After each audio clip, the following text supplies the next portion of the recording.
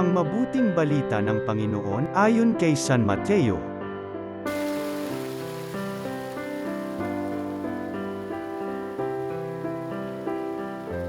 Noong panahong iyon, nilaibat ni Jesus ang mga bayan at nayon at nagturo sa mga sinagoga. Ipinang-aral niya ang mabuting balita tungkol sa paghahari ng Diyos, at pinagaling ang mga may sakit, anuman ang kanilang karamdaman.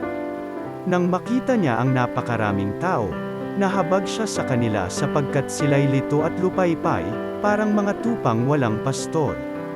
Kaya't sinabi niya sa kanyang mga alagad, "Sagana ang anihin, ngunit kakaunti ang mag-aani.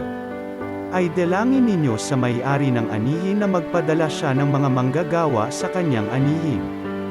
Tinipon ni Jesus ang 12 alagad at binigyan ng kapangyarihang magpalayas ng masasamang espiritu at magpagaling ng mga may karamdaman. Sila'y pinagbilinan ni Jesus, "Hanapin ninyo ang mga nawawalang tupa ng sambahayan ng Israel. Humayo kayo at ipangaral ninyo na malapit ng maghari ang Diyos. Pagalingin ninyo ang mga may sakit at buhayin ang mga patay. Pagalingin ninyo ang mga ketungin at palayasin ang mga demonyo.